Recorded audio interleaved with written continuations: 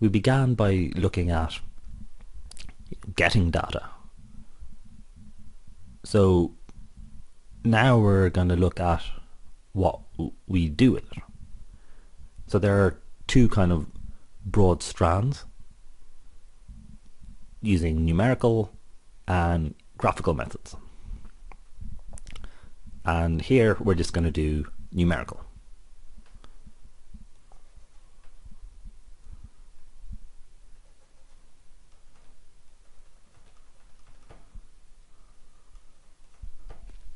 And this breaks into two bits. So one is where you're trying to get a typical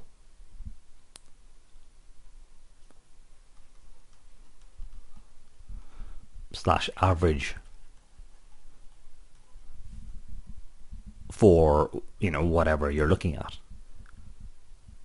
And then there's looking at variation.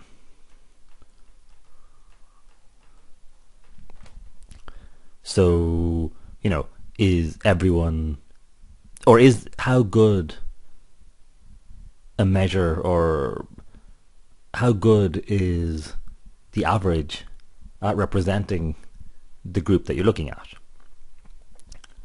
So, if you had a class and everyone's height was exactly the same, then if I said, oh, the average height for this class is, say, 5'10", and if everyone was 5'10", that's a very good representation of the class that we're talking about. While if half the people are 6'6", and the other people are 5 foot whatever, then the average would still be 5'10", but there's far more variation. So the first group of things we're going to look at is trying different ways of trying to capture what the typical average representative from the sample, from the group that you're looking at is.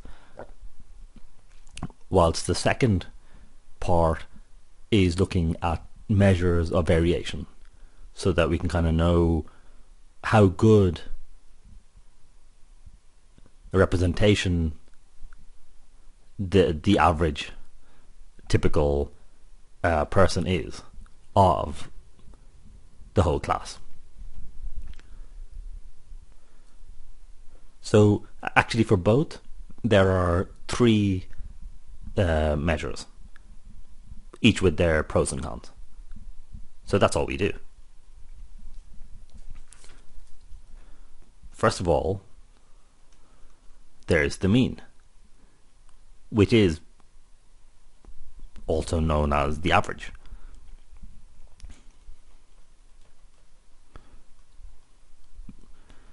So here all you do, so I'll talk about the classroom and their height, say. You just add all the heights,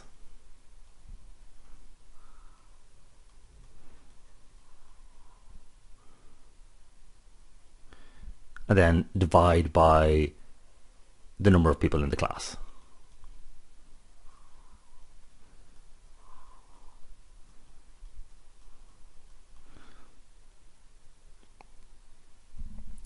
Which is what you typically think of when you say what's the average.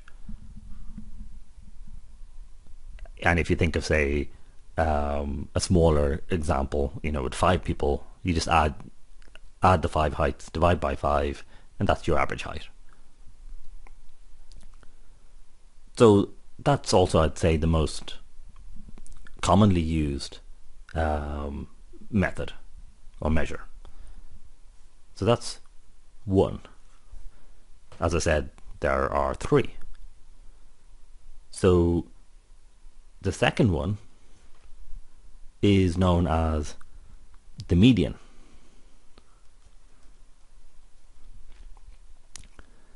So what you do here is you just order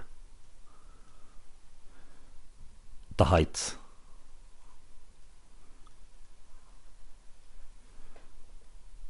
of the people in your class.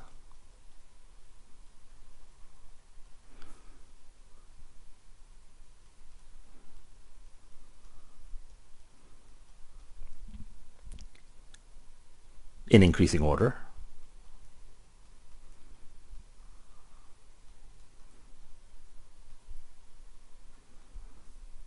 And pick the middle one.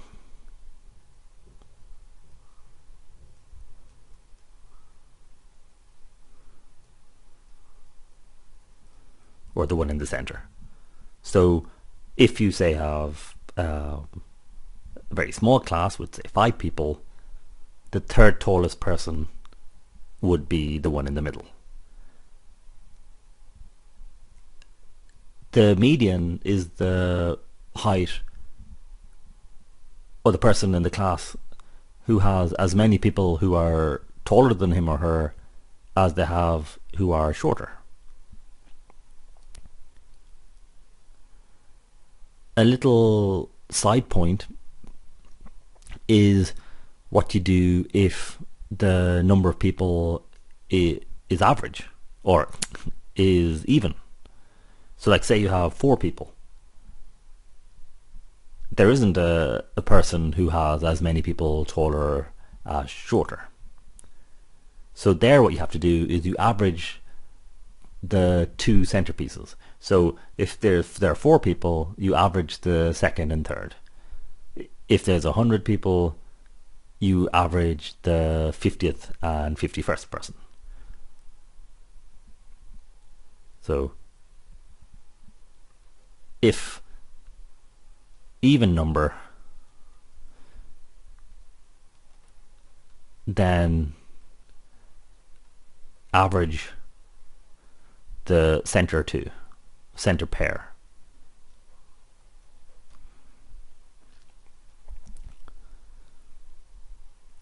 And finally, we have the mode.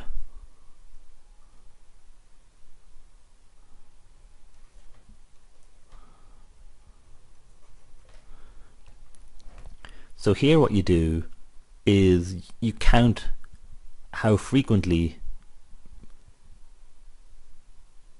that height has come up. So you get the height of everyone in your class, and then you go, there were 5 people who were 5'8", there were 7 people who were 5'10", and so on. You just pick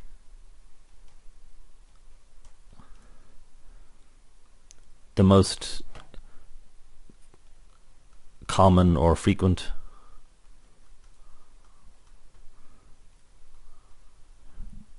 number or thing.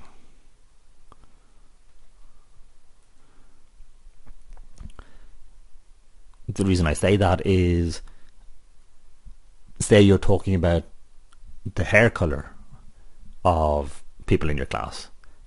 So you can say, oh, it's brown, it's blonde, it's red, it's black, or whatever. Well, you know,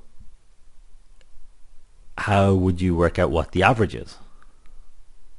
You can, I mean, I can't, they're not numbers.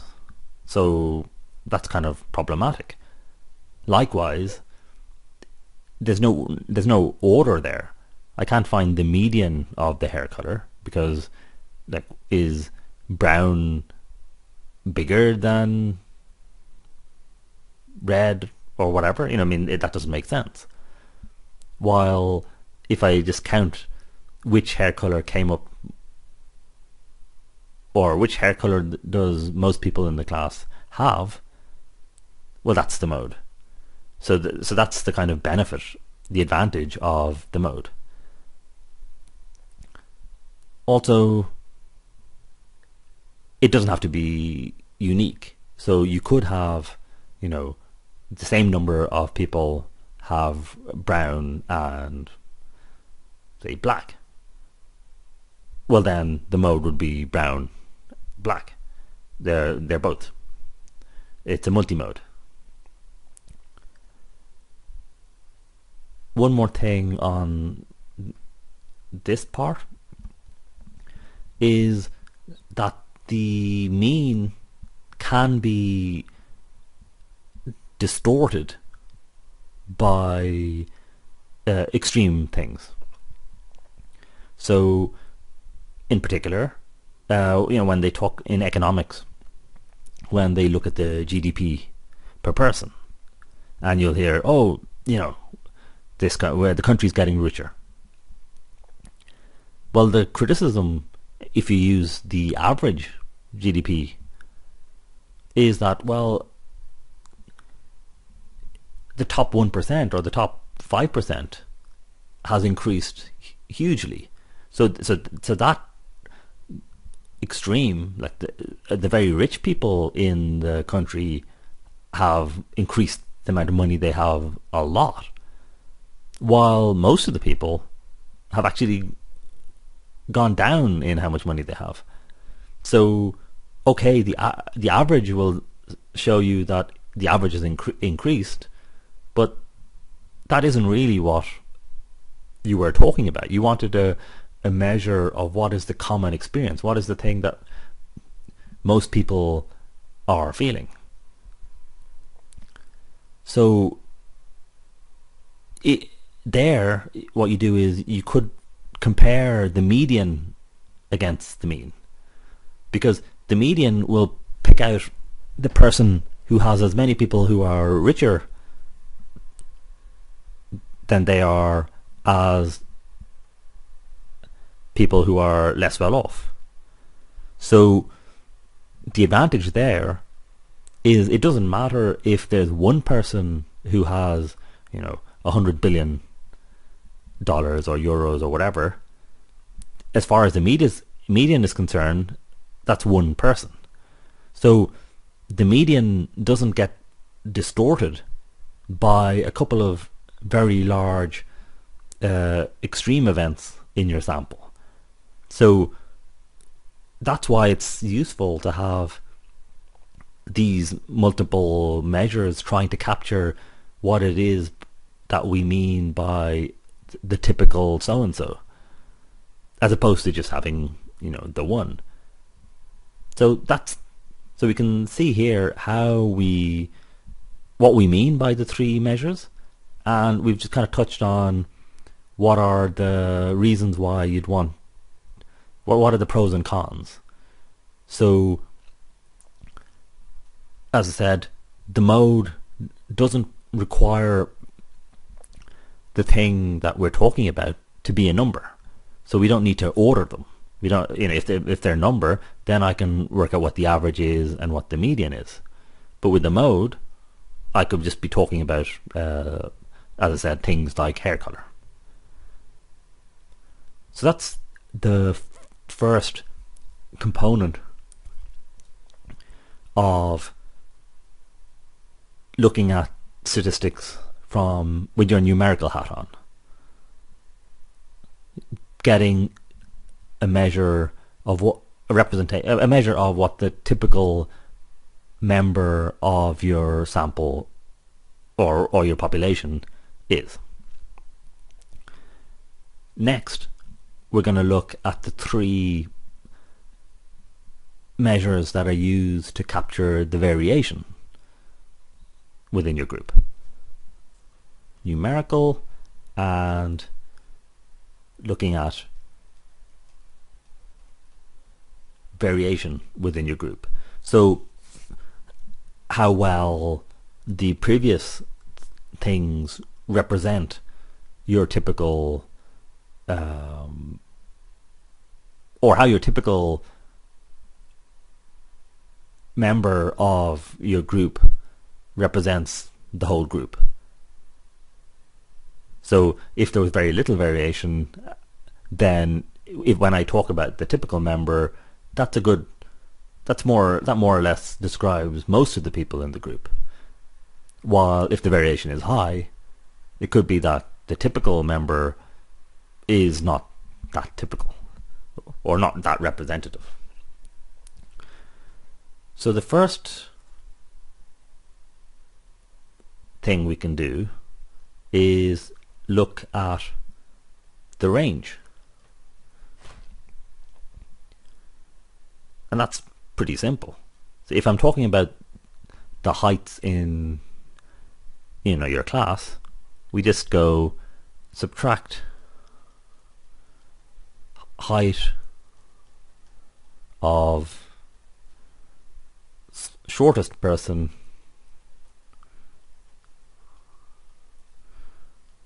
from tallest.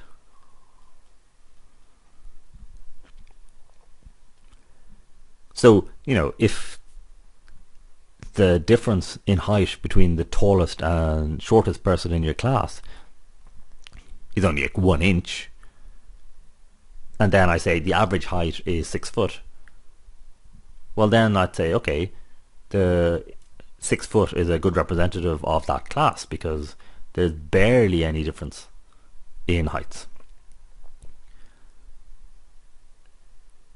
Another method is known as the standard deviation.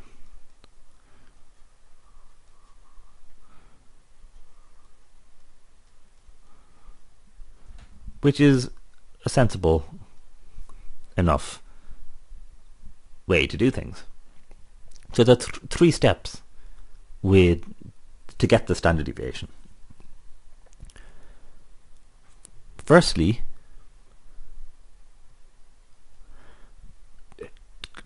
compute or determine the mean.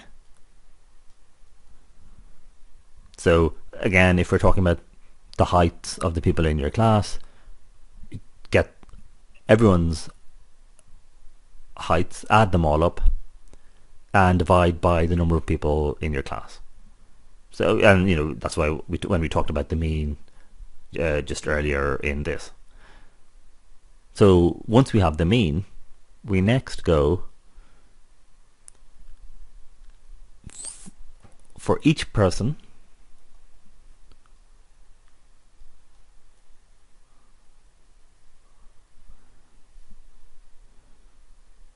square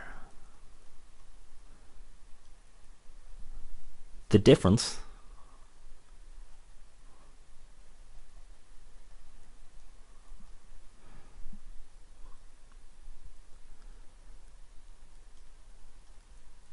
between their height and the mean.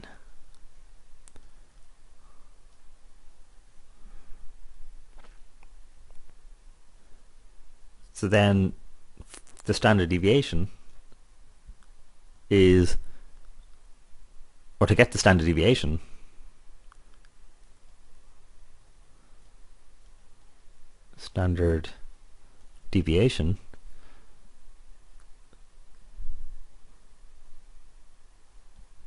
sum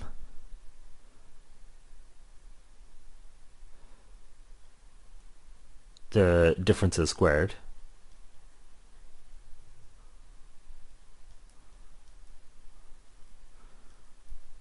from second step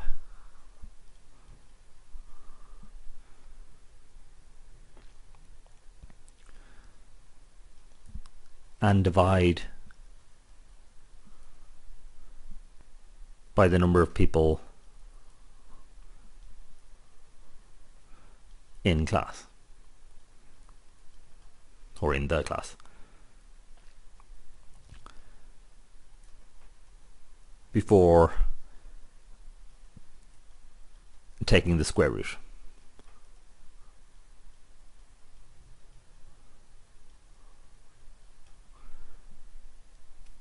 So we just need to go through this process to work out what the standard deviation is.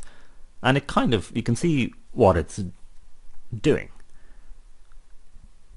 Once we know the mean from step 1, then we just look at, what is the, we're trying to get a measure of variation. So what we do is we look at each person's height and how much they differ from the mean.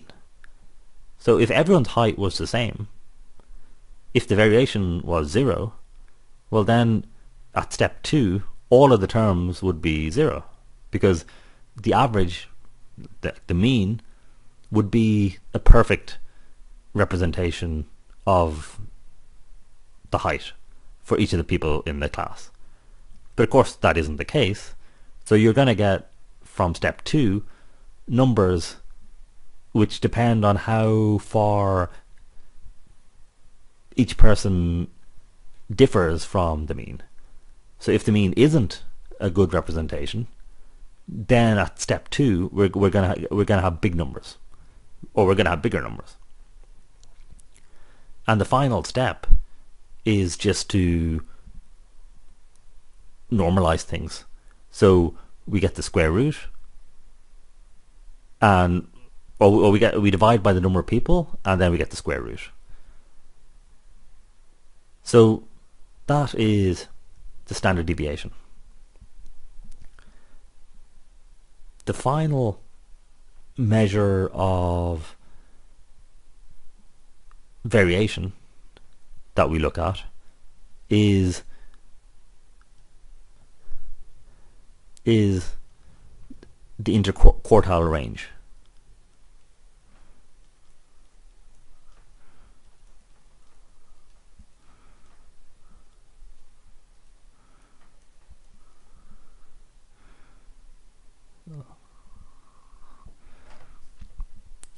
So in order to do this, kind of like the median, we put the elements in our sample, or the heights of the people in our class, if we're looking at that example. So we arrange the height, or the heights, of the people in class in increasing order.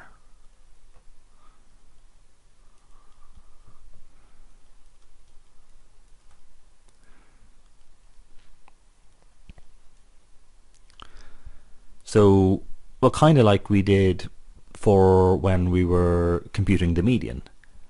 So if, say, we had 100 people in the class, the median would be the height of, or the average height. So we'd add the 50th and the 51st person's height and divide by 2. In this language, when we're talking about quartiles, we want to get the 25th tallest person. Again, if it was 100 people, you would want to average the 25th and the 26th person, but basically you want the 25th tallest person, the 50th tallest person, and the 75th tallest person out of 100. They're your quartiles. So pick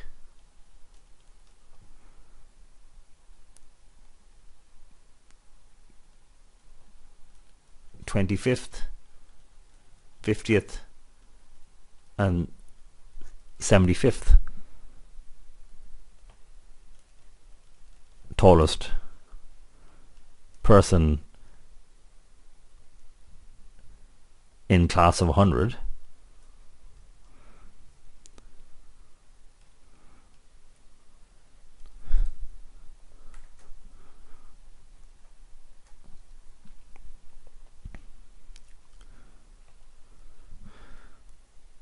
Or the 20, you want to get the 25%, 50%, and 75% level. So like, say you had 30 people, then 25% would be 7.5. So then you'd average the 7th and the 8th, and so on. So for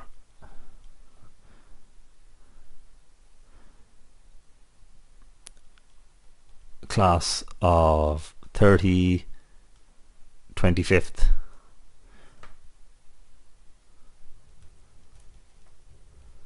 would be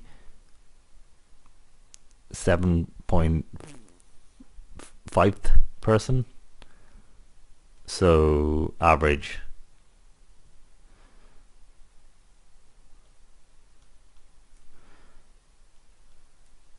seventh and eighth. You just want to not include the extreme ends. So what the interquartile range is, you get the 75th percentile, so the 3/4 of the way up, and you subtract the 25th percentile, and that gives you a rough length of the variation in the group you're looking at. The advantage of the interquartile range compared to, you know, the other ones, compared to the range and the standard deviation, is that the interquartile range ignores the extreme values. So again, you know, if we were looking at economics and you were saying, oh, actually the top 5% have gained all the wealth, well, the interquartile range ignores that. It's only looking at the bulk of the population. So what you can do is you can look at the difference between what the interquartile range is telling you and what the standard deviation is telling you, to give you a sense of how important the outliers are.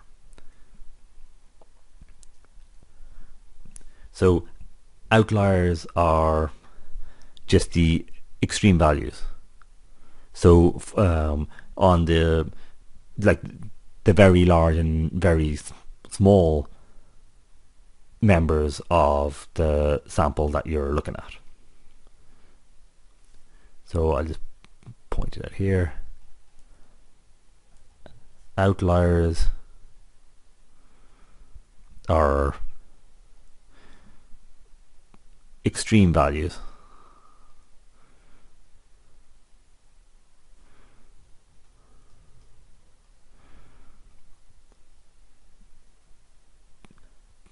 The biggest and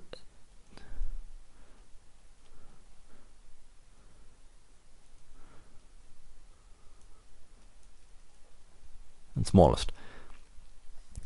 You could also, for example, be just interested in the mean plus or minus 1 standard deviation as a way of capturing the bulk. So if you're talking about a normal distribution, that will include like I think it's 68% of the entire population. 2 plus or minus 2 standard deviations will include 95% of the population. So that's looking at the numerical side of statistics, processing, interpreting the data that you have.